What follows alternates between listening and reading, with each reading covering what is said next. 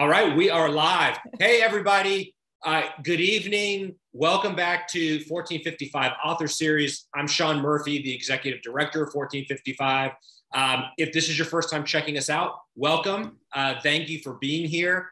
Real quickly, 1455, which is named after Gutenberg's printing press, is a nonprofit arts organization, and our sole mission is to celebrate storytelling and put a showcase on storytellers. All of our programming is free. You can find out a lot more about us and what we do at 1455litarts.org. And before I introduce tonight's special guest, Courtney Maum, I'm also happy, as always, to give a shout out to our partners and pals at Washington, D.C.'s historic Potter's House.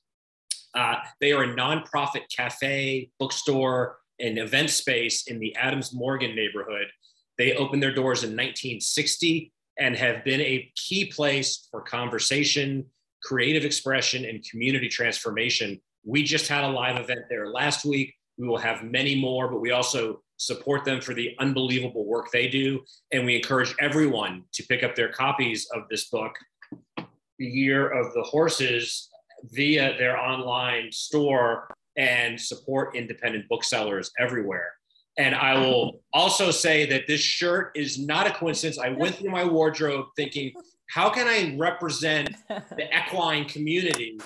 And I saw my Neil Young with Crazy Horse, and I said, well, it's a buffalo, but it's got horse in the thing. So what better way to welcome Courtney? I'm going to read her bio, and it's so impressive. I'm going to get a little red with envy, but all good. So the author of 5 books, including the game-changing publishing guide before and after the book deal, and the memoir we're here to discuss, The Year of the Horses. Courtney is a writer and book coach, hell-bent on preserving the joy of art making in a culture obsessed with turning artists into brands. High five, shout out, mic drop. She's a nominee for the Joyce Carol Oates Prize and the host of the monthly Beyond Fiction conversation series at Edith Wharton's The Mount. Her essays and articles on creativity have been widely published in outlets including the New York Times, Interview Magazine, and her short story, This Is Not Your Fault, was recently turned into an Audible original. A frequent interviewer of high-profile artists such as Anne Perry and Edouard Louis and others, she is the founder of the learning collaborative, The Cabins, which we'll definitely talk about a little bit later. You can sign up for her publishing newsletter at CourtneyMaum.com. Courtney, it's good to see you again. It's been probably a little over a year since we talked about before and after the book deal, but of course we are here to talk about your memoir, which you'll forgive the first of many puns, is off to the races. Off to the races. Yeah, out the gate. We could do it all night. I'm loaded and locked and loaded. It's a real pleasure to be here and love 1455 and everything you do. So thank you for having me. Well, it's our pleasure. And, I do find myself saying this partly because we have the good taste to pick good authors. But I always want to start with a thank you because, of course, I do read all the books we talk about, as one should. But what an extra joy when the book is not only a delight to read, but something that, teaches me more about the world and myself. So there's so much to love about this book, but don't take it from me, folks. In addition to the amazing reviews and reception, Good Morning America, The Today Show, Vanity Fair, Nylon, and Pow Wow named this as Best Book of May, and Publishers Weekly and Boston.com named it Best Book of the Summer. So it's blowing up. I guess it's the summer. And here we are. It is almost summer. So look, I've got a ton of questions. We're going to try to pack a lot in. But I think the first obligatory question, tell those that have not yet picked up the book what it's about and perhaps what made you decide to write a memoir after being in fiction for so long. Well, thank you. I think it's great that you asked that question because so often we forget that not everyone in the world has read our books. So it's an important place to start. So the Year of the Horses, I cheated a little bit. It should be the year and a half. It documents a year and a half in my life, right before turning 40, where I reclaim my childhood passion of horseback riding as a way, kind of a last ditch attempt to get me out of a really debilitating depression that was having very serious consequences in my career, my marriage, my relationship with my child. Oh my God. Did I just say Siri? It's talking to me. My computer is also interviewing me. It's saying, are you serious? Consequences in my career. And then Siri said, I'm serious. Wow. Glad to have you with us, Siri. Anyway, so over the course of the book, I like to call it my anti-sports memoir.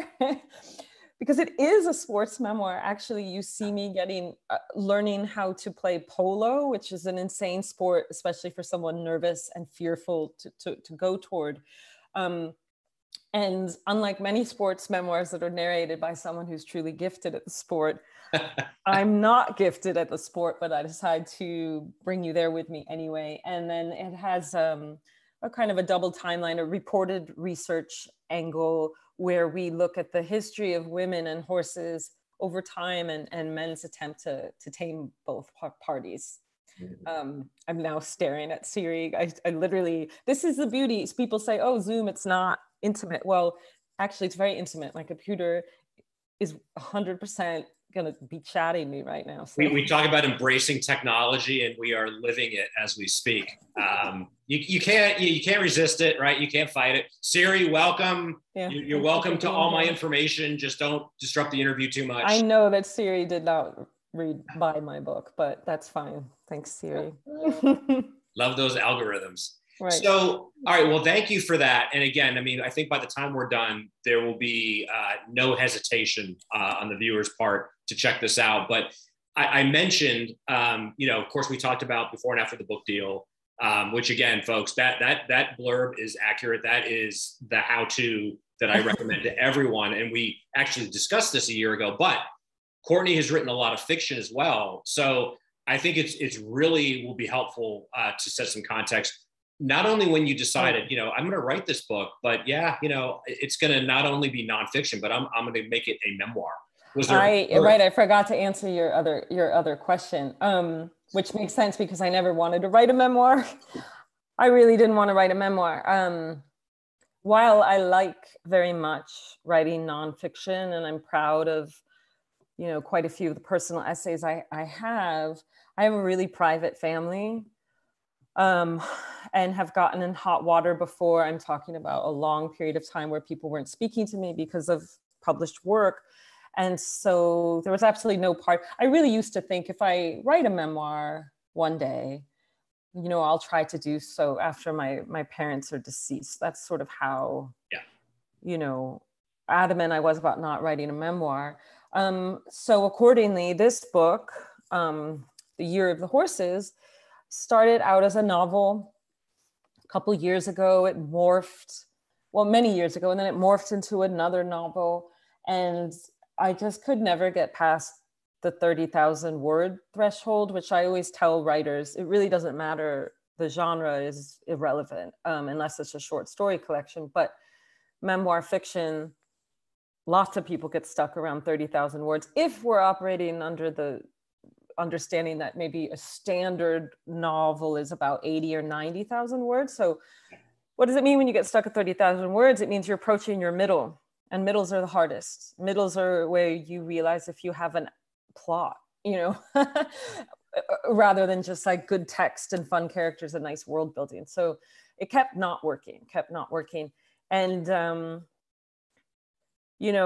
are all these steps. It's funny because people think of me, I think, as a very productive writer because I publish books pretty frequently. But what people don't see is that those projects, they marinate for like 7 years. I'm talking about marination, not active working. They just sit in my head. And so 2017, I wrote an essay for the New York Times about trying to play polo as a 40-year-old. And I just got amazing correspondence to that. Just these wonderful people writing me and saying, I don't know anything about horses. I don't actually care about horses, or I'm scared of horses, but your story makes me want to pick up like I used to be all about tap dancing, and it strikes me as so wild to do it again because I'm 55 and I have 4 kids, but like, screw it. I think I'll take up tap dancing. And so that planted a little seed in my mind where I thought, well, maybe I'm onto something here. Maybe this is interesting what I'm doing. But the problem was that in 2017, I was still in my depression. You know, I was still struggling, and I couldn't. I think I'll just speak for myself, especially with like a mental illness. You can write from it, Yeah. And that's a certain kind of writing, and it can be stunning and beautiful and disturbing and very essential. I needed remove, right? I needed remove. I mean, I didn't know that I was going to do this, but in hindsight, it's deeply important to me that this be an uplifting work with hope, because we have so little hope in our country, definitely, but also in the world. So I didn't really want this to be a dark book. So anyway, I mean, that essay was in 2017, and I didn't start writing this or really getting it right until like 2020. So I sat on it for a really long time. Yeah. And once I got it right, you know, it kind of flowed, but again, that doesn't mean necessarily that I'm a quick writer, because there was just a lot of sitting with the material. Yeah. Well, Courtney, you probably won't be surprised to hear that from the many interviews I've done, especially around memoir, everything you're saying resonates. I think it's a really important lesson for either beginning or younger writers. The couple of notions. One, that inspiration is important, and having that idea, that spark, is critical, but so often it is a result of either a marinating process or a lot of starts and stops, and an understanding of the material and what story needs to be told. But I would say, just speaking really broadly, you know, because we don't have all night, so big generalization, but in my humble experience, having read a lot of memoirs, the ones that dissatisfy me tend to have 2 major problems. Okay. There's either I'm taking notes. Well, yeah, right. I'm taking notes. I know, it's a very, like you're going to learn from me, but I am. Lack of candor.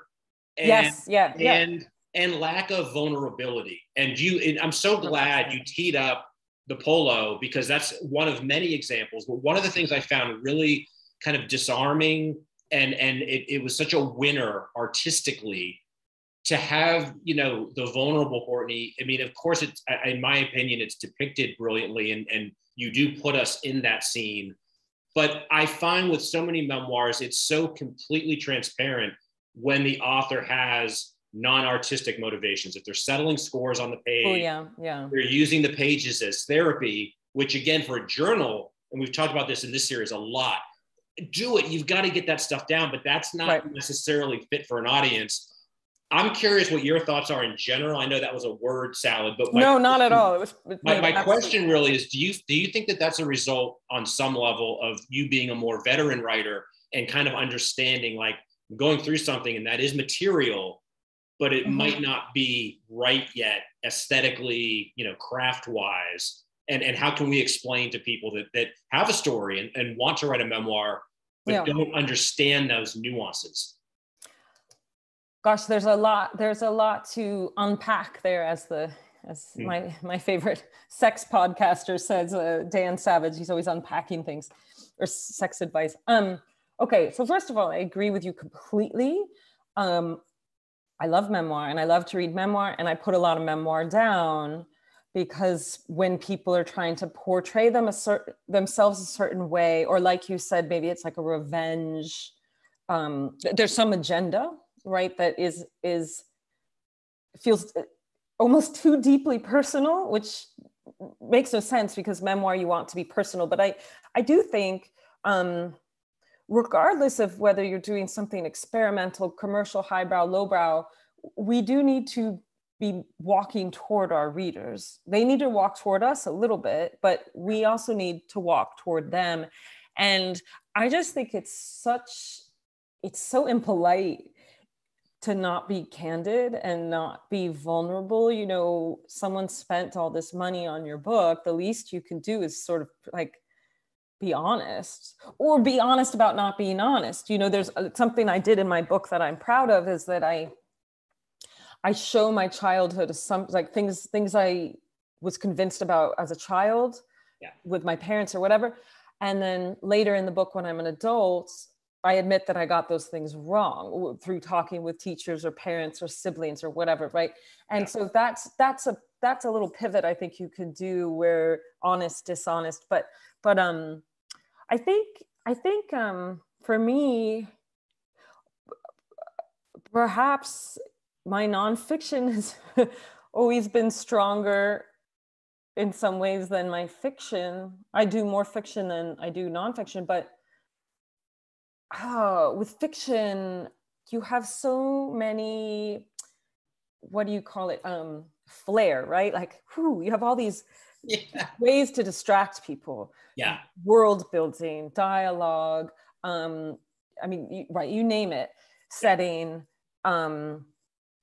You can distract people with your cleverness, your humor. I used to do that all the time because I use humor in my writing.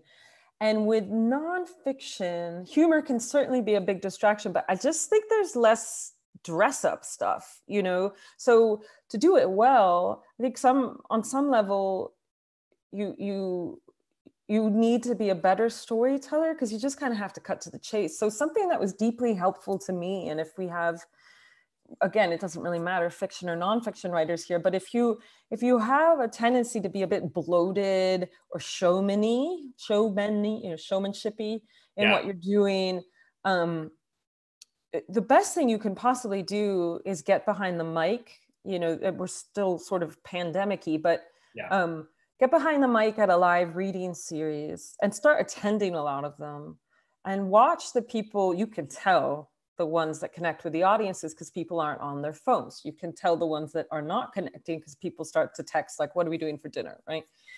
And if you can find a way to get yourself behind that mic and read your material, I've always believed that the audience will inform you about when you're being inauthentic. I'm not saying, I mean, unless you're in France, they're not going to throw things at you. In Europe, they might, but you know, here in the States, they'll just kind of not pay attention. And that to me taught, I did tons of reading series when I was kind of coming up as a writer. That's like how I jump-started everything for myself. And that taught me really early that with nonfiction, don't do that thing, this puffed up thing, right? If you can do something in one word, don't do it in 7, you know? And what that means to me, or has meant, is that I'm always looking for the truest word, the bravest word, you know, and I'll do things where when I'm writing and I'm just sort of spewing out things I'm not actively trying to make every sentence perfect. That's not really something I do. I generate and then I go back and I refine. I'll put the imperfect or not quite true word or turn of phrase in parentheses. And then on a day where I'm revising or fine tuning, I look for the parentheses and I excavate what's the truest. So normally that will look like coming upon something that says, you know, and I felt scared, and refining to, and I was ashamed. That has that thing where that person who's in the audience is going to put down their phone and go, shame is interesting. Right. Shame is, I'm going to keep reading. So that takes, there are people, I understand the impetus to want to look good on the page, but it doesn't necessarily make for digestive reading. It's so awful, right? To read when someone's doing like a PR experiment, right? Instead of a memoir. Yeah, I mean, so if one way I kind of crassly put it is, you know, if you read something and the author is clearly either trying to make themselves look good or someone else look bad, that's usually a hint that there's not a genuine attempt to engage. And then that doesn't kind of set off the empathy button, which I think is ultimately required. And, you know, I think it's worth saying that maybe it wasn't properly edited, right? Because, I mean, it'd be nice if we all have these great drafts that come out, but it also, if you're working with an editor, it's good to have an editor point out with Memoir, like, you're being really disingenuous here.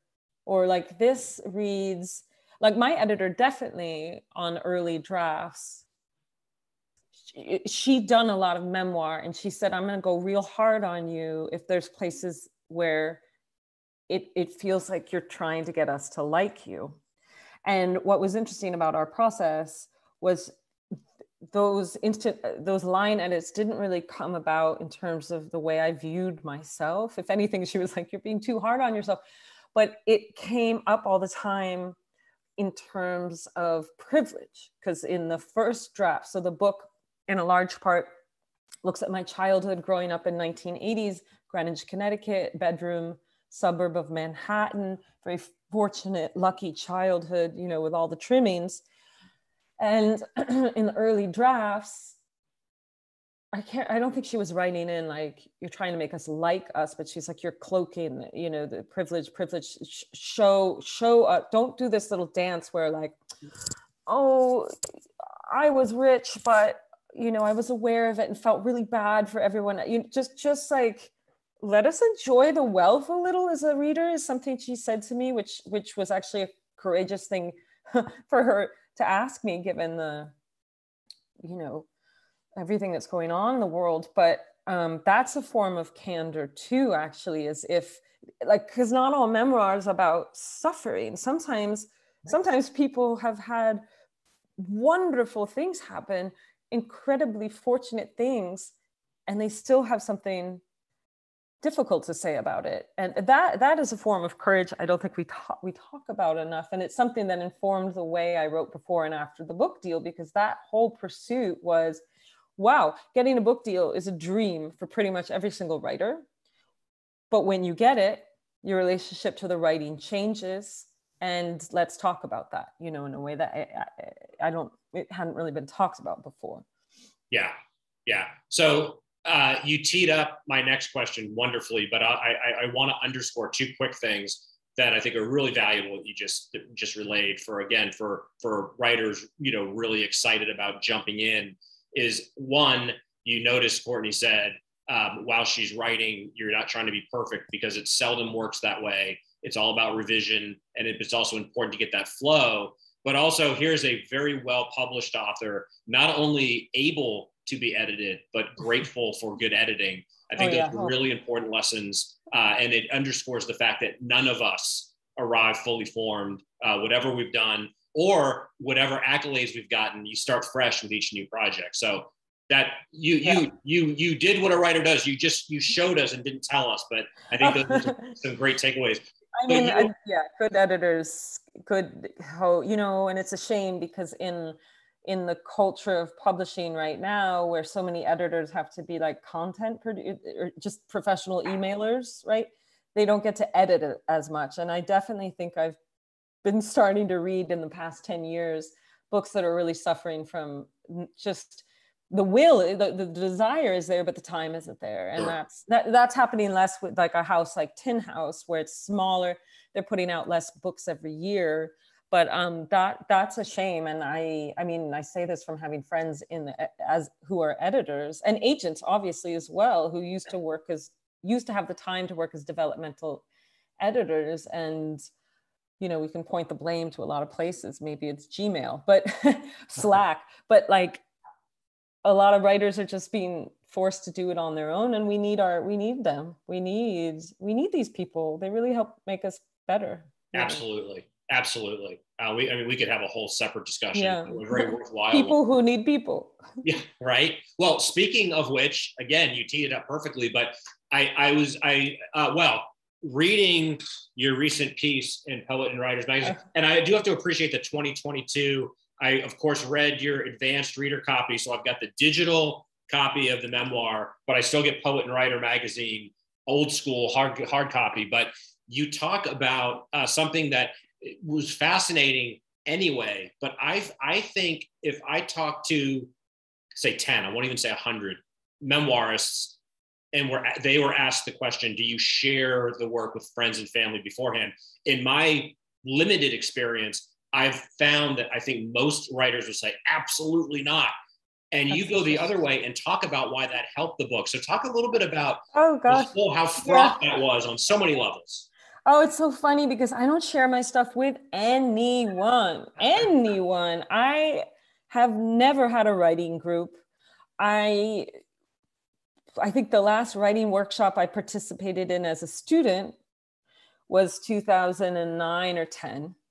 I don't want to shoot myself in the foot and not get invitations, but I don't even accept to teach workshops that often because I don't believe in the writing workshop model where the students weigh in on student work. I don't believe in it. I don't think that, well, anyway, this is a separate thing. But the reason I'm saying that is for a very long time now, I do my thing. I have only two readers, my agent and my husband. They read it at exactly the same time. They always have exactly the same feedback. And that is it. Nobody, I have writing friends and I love them. I have never asked my writing friends about a craft question. I just, I think partly it's because I'm a trained copywriter. So I'm very, very used to, I'm more than 2 decades in of being given an assignment, crafting it real quick, and then completely removing it from myself because the client will say like, this is crap or this is right. And then I become someone else to go back and fix it. I've been doing that for so long that I have a little bit of an uncanny ability to be somewhat ruthless with my own material, right? So I don't have other people weigh in, but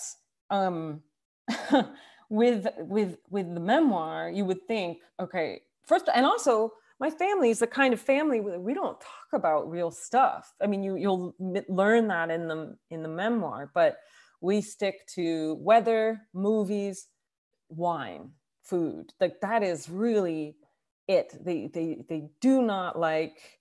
It's not a comfortable place for the people in my family.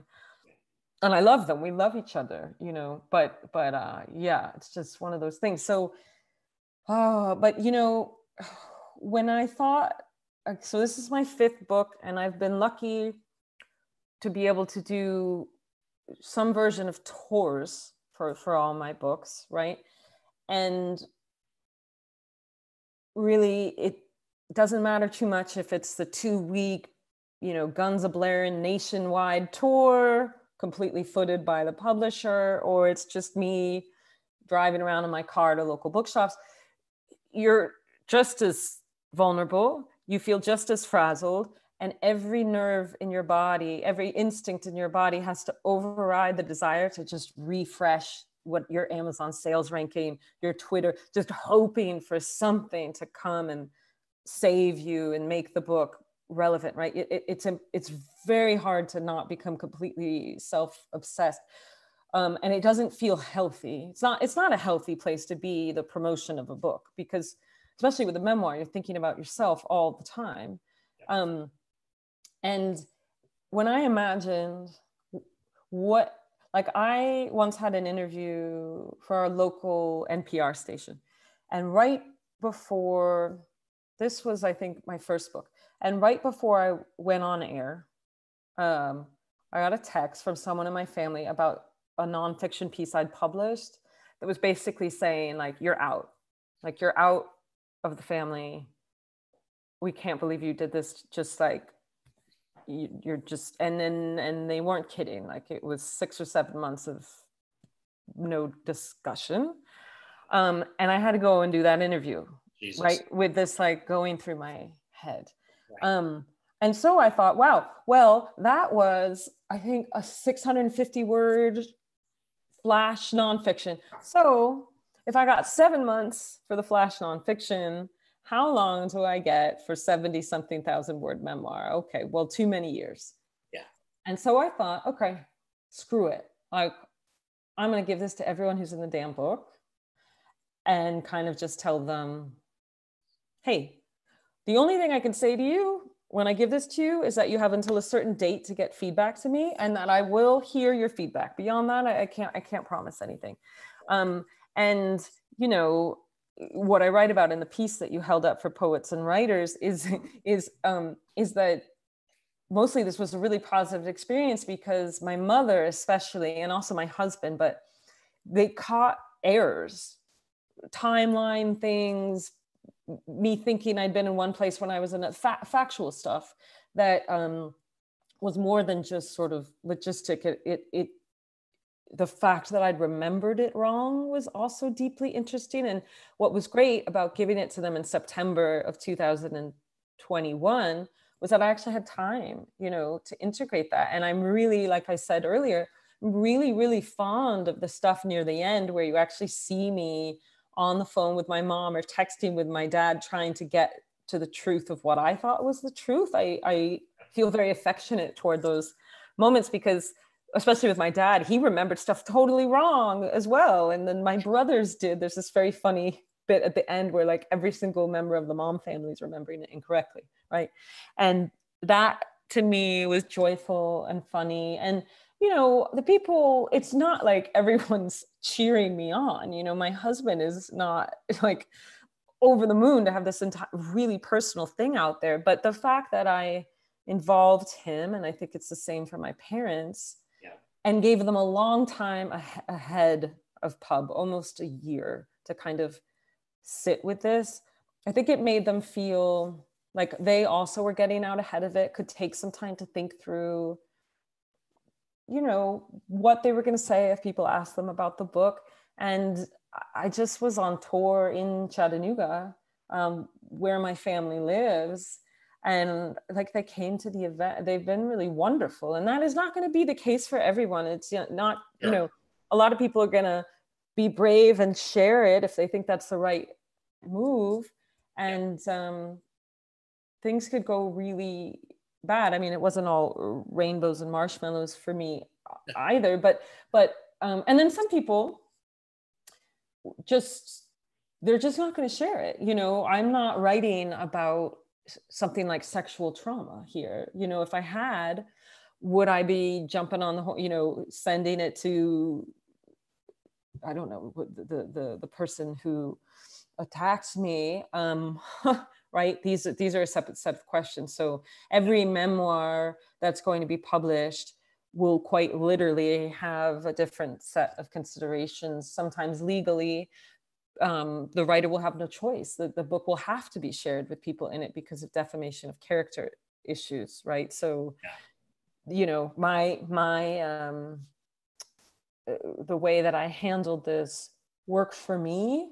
It definitely took bravery, but it worked for me. But it very well might not be the path for other people. Yeah, and nor do you make any you know claim that is the path. I just think it's fascinating to me.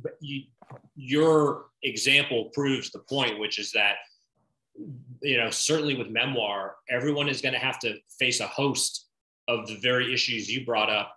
I'm also fascinated, Courtney. So we kind of covered the involving, you know, the players, the bit players and the big players, but this notion, which it's really tough to bring up with avoiding pretension. So it certainly is not meant to be pretentious, but this whole notion of truth with a capital T versus artistic truth. And I think it's a very worthwhile distinction. And I think I think the one through line, you know, with memoir and novel, is that the best writers ultimately are not worried. Well, it was actually 5:15 when you asked for the check, and you said it was 5:10. You got to revise it. That's not important. But especially when you're talking about something like, you know, your feelings and how, as an adult, it's important that you misremember or unimportant that you remember correctly. Like I find that whole labyrinth is in and of itself worthy of exploration. Oh my gosh, that's so important. When my first draft of this, because I'd never written a full-length memoir, I thought absolutely everything had to be true. So in the first draft of this, the reader would have seen me going to like 12 different barns when I decided to return to writing. I had a very restricted budget, you know, freelance writer budget. Yeah. And so just so many pages devoted to. And then I went to this place and it cost such a and my agent was like, oh my God, what? No one cares, you know? And then my editor said, okay, but people care, but we need to do a Goldilocks thing. So if there were 12 barns, we need 3, you know, until you find the right one. And I said, oh my God, but that's not the truth. And she said, well, you're not writing a sentence that says, and then I went to 3 barns. We're just, those are the scenes, and we're leaving some stuff out. And I thought, oh, and that's where artistic truth came in, you know? So then in terms of emotional truth, that's something I struggled with once I got the feedback from my family. Mm-hmm. And one piece in particular was about this car accident. It's like a pivotal car accident in the book that I have different memories about and different feelings and resentments about than my husband does. And so that was one place where he was like, you are not publishing this book with this chapter written this way. And I thought, well, shit. You know, what happens now, because I don't remember it. I mean, I really sat with that. That was like the thing I sat with the longest, and it was the hardest. And then I thought, oh, but there doesn't have to be a winner, right? About truth. I'll just show both perspectives. So in the version published today, when it gets to that scene, it's just like, here's how my husband remembers it. And here's how I remember it. The end. You decide, take what, you know, it's not even you decide, because no one was wrong or right. I had a set of feelings leading into that accident, and he had another, right? And that ultimately, when I showed him that revision, that's all he wanted, you know, was to have his perspective represented. And I will say, just kind of piggybacking about what we were speaking about before, if you are writing nonfiction, essay, whatever, you have to weigh the pros and cons. But I mean, I'm someone that believes in courage, and I believe in confrontation, actually. I think it's so important, confrontation. So like, if you think about the bad art friend story, why so much avoidance about just saying, hey, this has inspired me, and I kind of think I might write about it and might go to a dark place. If that conversation had happened at the outset. Yeah. Right. And I'm just using that as an example, but it could be anything. You know, I had a discussion with a friend the other day where she was just taking this kind of stance on something that, you know, was starting to bother me. And I just thought, okay, well, I'm not going to do that thing where I just sort of sit here and smile, and then later I'm really upset and like bitch about her behind her back. I'm going to tell her. And I said, what you're saying right now is bothering me. I think that you're going too far. You know, this is really, I think you need to check you know what I mean? Like, kind of nipped it in the bud. Mm-hmm. And we don't, I think as Americans, we really do think that we have to, hello, I'm fine. How are you? I'm fine. And just, you know, do this little choreographed dance. But you can actually step aside and say to people, you know, you can say nice things like, what you're saying inspires me. Right. Would I have your permission down the line to like experiment with this in a story? If they say yes, that's one thing. If they say no, you don't need the permission, you know. But maybe, I mean, I don't know that this is something I've tried. I think definitely in the past I've written, like everybody, things from other people's lives that inspired me, and I probably hurt some feelings that way, you know. So I'm no innocent. I don't know that I'll always do it, but it is a consideration I have now, having had a mostly positive experience showing my memoir to people in the book. It has changed my perspective a little bit, that I have the right to, you know, I have the right to write whatever the hell I want, you know. I'm starting to interrogate that a little bit. Well, and I think, you know, getting back to kind of the whole, you know, the truth issue, I would just kind of sardonically offer up, you know, we're talking about art, not a police report. Right. There are considerations that need to be weighed, but if you're doing something on the page for others, particularly those that don't know you, I think the higher loyalty, aside from, making sure have your bases covered, in terms of friends and family and the truth, this is, an individual's story, and therefore, a mature audience is going to recognize it as such. And so I think that inoculates us from, some of these concerns from the outset, because otherwise I think we might tend to get paralyzed. Right. I mean, I think the big thing with art that's inspired by real life is that it's really awful to be blindsided. While it's certainly no picnic to hear that your divorce inspired someone's novel, your house inspired someone to write a thriller, whatever it is. Yeah. That maybe can be difficult to hear in the moment, but it's definitely more difficult to go to a friend's book launch, buy a book, go home and be like, this seems a lot like my house, or whatever the hell it is, right? Yeah. That's it. That's really the only fact I can say, is that no one wants to be blindsided. Yeah. And listen, I mean, full disclosure, right? I have done my best to kind of artfully weave certain things that have been inspired by real events, but I've got some good shit that's still in the desk drawer because I've made a conscious decision. What are and maybe that, again, that could be a whole other side conversation that would be fascinating. Like, the artist owes no one anything. Well, it's like, okay, but you also want to have a life. And if you have a compassion and want to sustain relationships, you do have to be aware of that. So yeah. Right. And you'll hurt feelings, and how you manage the energy of having hurt someone's feelings. Like I said, I've written pieces in the past where, I don't know, I was young. I don't think I thought through things. Yeah. I would have done things differently, but I didn't know better. So, Well, Courtney, how about this? And this has certainly this is well covered ground, but I think it's a never ending kind of enigma. But I again, putting my kind of sardonic cap on, I think because of the proliferation, and I definitely mean that in a good way, memoir has gotten much more popular, I'd say, in the last couple of decades. Mm-hmm. But I think we've kind of crossed this weird cynical stream where now so many people assume that memoirs are BS and novels are clearly being taken from real life. Like, there's some kind of weird, like the auto fiction thing. Well, I think anyone that writes a novel in the first person, I think there's a certain amount of people that are like, oh, so, because I mean, having written a novel, I definitely have had people come up to me and say, yeah, I never knew you did X, Y, and Z. And I'm like, I didn't. What do you mean? It's in your book. Right.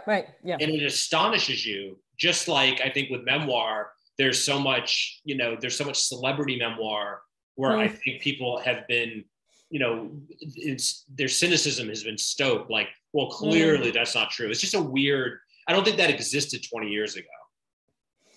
Oh gosh. Well, what I think that's about is that 20 years ago, we couldn't do this.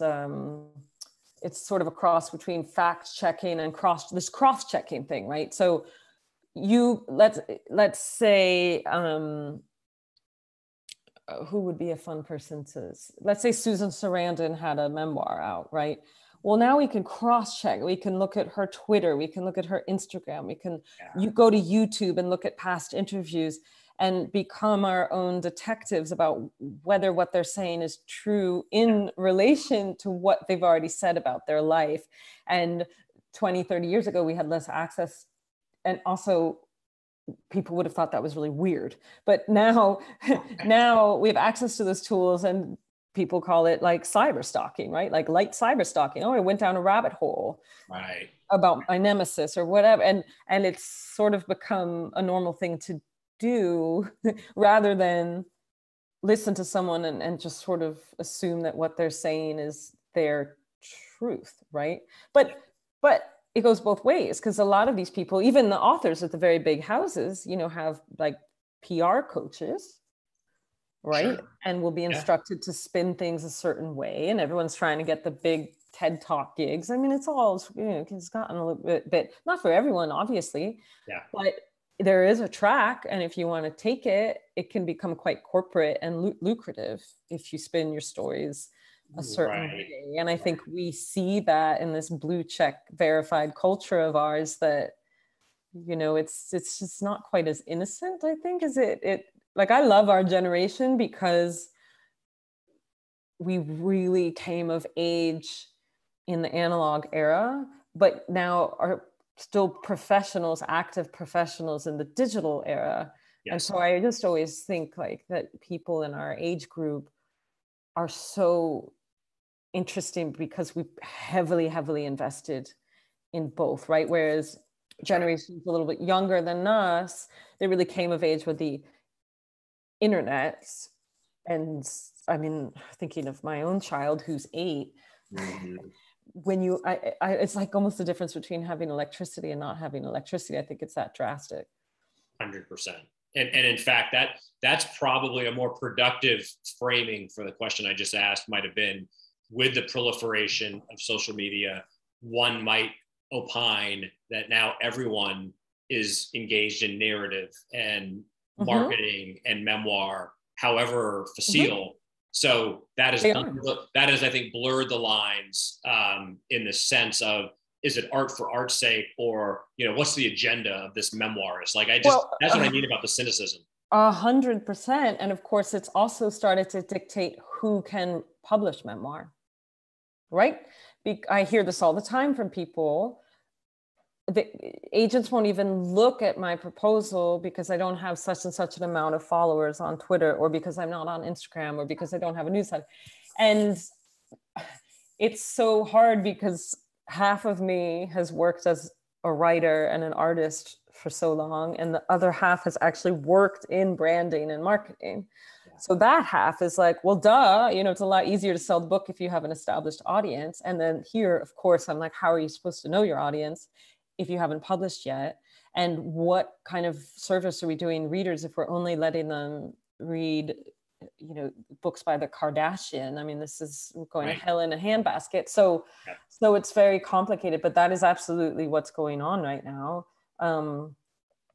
I mean, of course, you'll have, with the smaller presses, you could definitely still publish literary memoir, but like, you know, good luck if you're approaching whatever it is, Simon & Schuster, Hachette, and, you know, you're not online. you better have a pretty good story, you know? Yeah. And I think what we're in need of, and hopefully it'll happen, you know, sooner than later, but kind of a reset where even the business minded of a, you know, very consolidated industry where everyone's just trying to survive, but people figure out having 40,000 or 400,000 followers, it does not translate to book sales. It does not translate to true fandom. And, you know, it makes me think of, there's so many different variations of the cliche, but if you've got 100 loyal fans, they're going to sustain, you know, a modest career, where having a frivolous Twitter following might not translate to anything. It might not, it could, but it has, I've watched it do it for people, but also, you know, sometimes you might want to think through, like, do I want a client with 400,000 followers who might, like, I don't know, get high one night and make the wrong comment? Because we have such a litigious culture right now that people, you know, you write something the wrong way, you just kind of flippant thing, and you go to bed and you wake up and you're canceled, you know. That's not ideal either. So is it not the safer bet to have someone who's not online at all, you know, and just behaves badly at like a reading with 4 people in the audience? You know, I don't know. It's all very, I don't envy any of us makers out there in the world. I mean, listen, I'd be remiss if I didn't say that Twitter, Instagram, these tools can be incredible for networking. Like, you know, I have a book out and I'm getting this like famous actress wrote me the other day, just an Instagram DM, you know, and now all of a sudden we're kind of DM texting like we're old friends. And that's amazing. Certainly I've been able to reach authors who are way up high in the stratosphere to ask them if they want to come to a festival or something, like quite quickly and easily.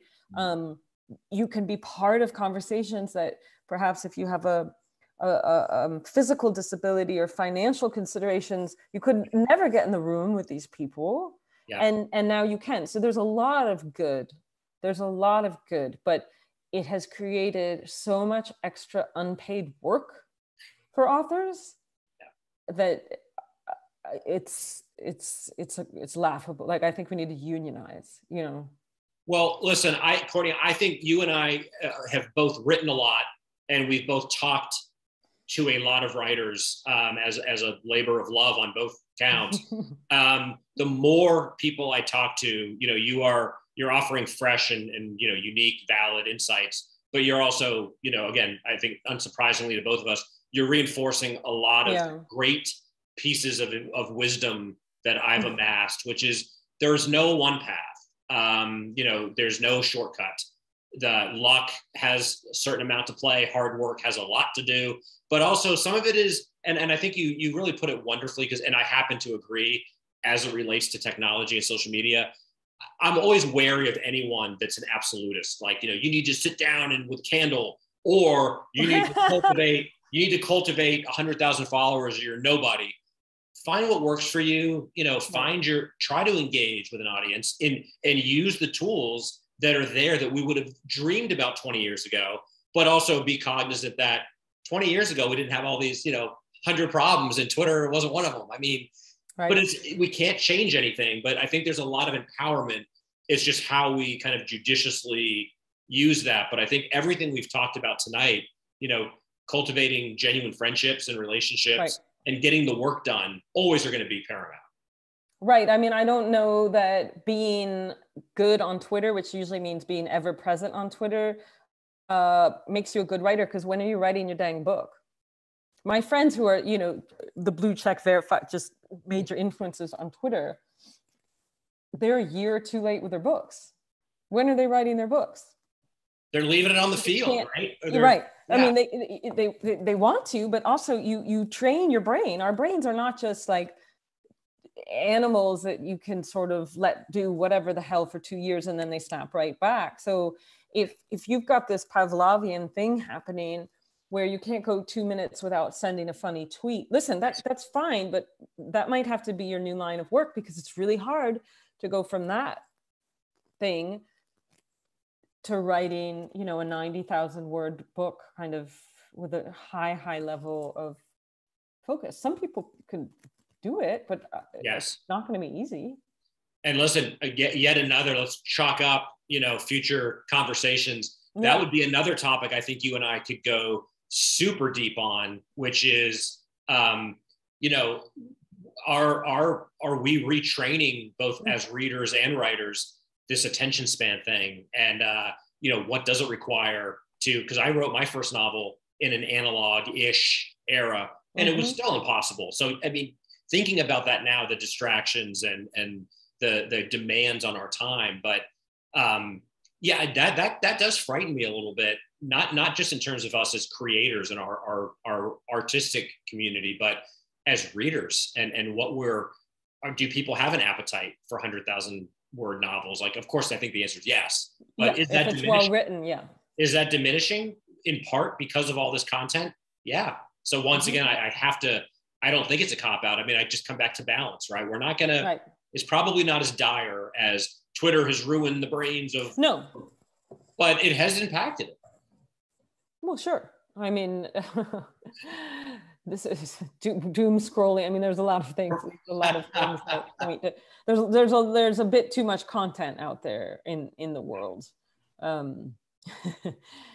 There's so much competition for our attention, you know.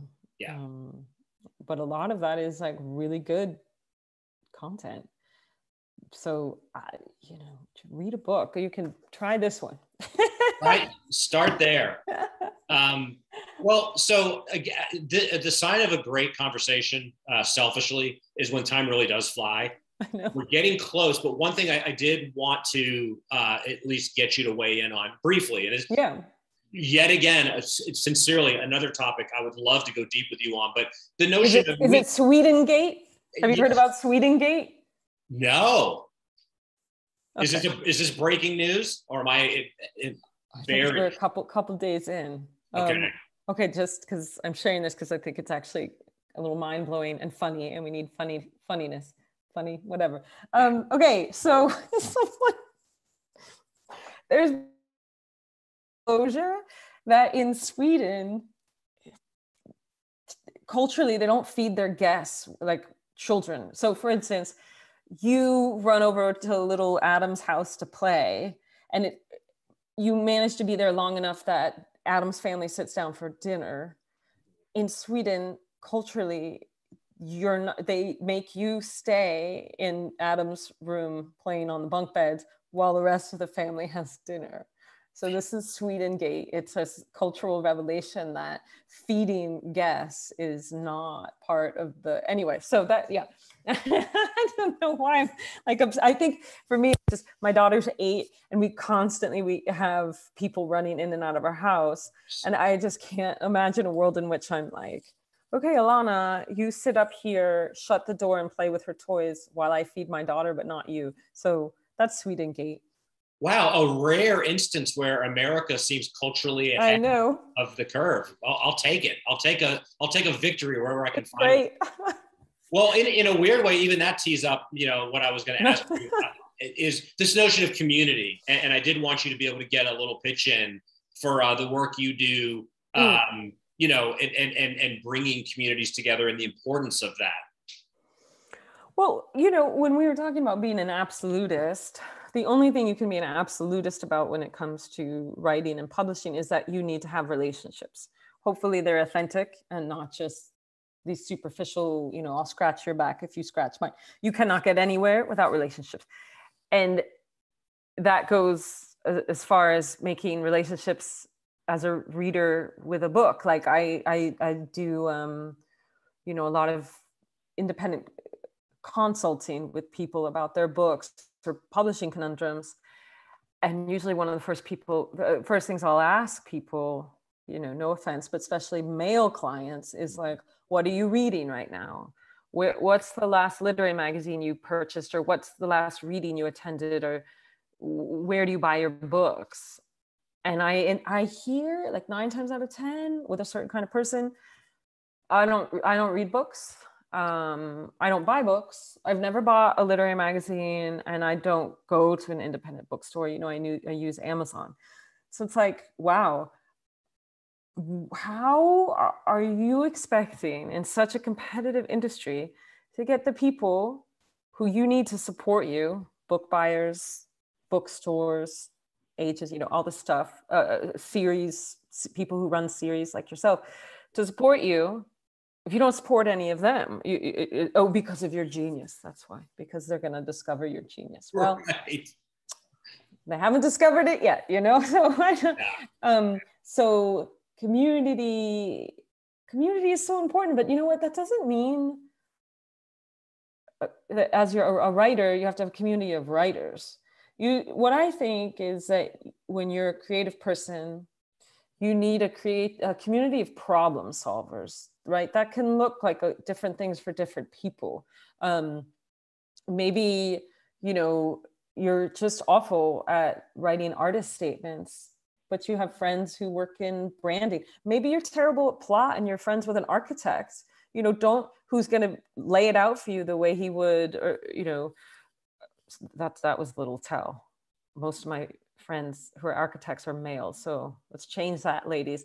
The way an architect might, or an engineer might attract this is one of the reasons I'm a little bit down on the writing workshop, is I don't know necessarily that writers can always help writers solve problems, actually. Yeah. Maybe you should be asking just a reader who's not a writer, a passionate reader, or a mathematician. So, that's something the nonprofit that I run, which is like a learning collaborative, is a retreat where we bring artists from all different disciplines together for 4 or 5 days to learn alongside each other. There's no time for your own private project, but you are expected to teach a class in something. And by the way, it can be pasta making, it can be a passion, but you have to teach something to other people. And inevitably, it's just so awesome to see filmmakers remembering that novelists have really good, plot ideas for plot, and artists can help you with setting. And I think that the silo thing, that this idea that's very encouraged, I guess, in MFA programs, that like, writers need writers and go out to the bar with your writers, which of course is amazing. I love my writers friends. I love getting a pitcher of beer.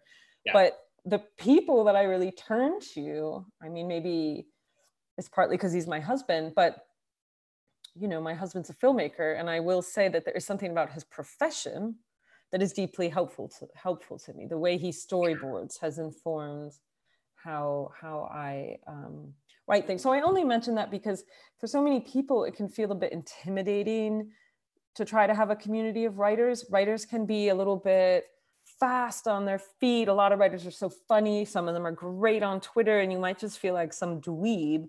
So I wouldn't want people to feel pressured like, gosh, I don't have an MFA, or I don't go to fancy writers conferences, or I don't have money for that. And now I need to go out and make writer friends. No, not necessarily, you know, go out and make friends with a, you know, barista, just maybe go out of your way to not make friends with writers. I don't know. Yeah, well, ultimately you're talking about authenticity, and I think that underscores everything we've talked about tonight. You know, authenticity in writing, in intent, and the people who respond or you want to respond to your work and in your life. I mean, I think it's wonderful advice. And listen, it's very refreshing to hear you say, and again, I happen to agree. I don't think anyone would disagree, but a little bit less of this cult of, you know, writers have writers' backs, and what can we learn and from other. I think it's quite the opposite. So I salute you. You know, I know we're over time, but like once you start publishing, your own writer friends almost become your enemies because you're competing for the same thing.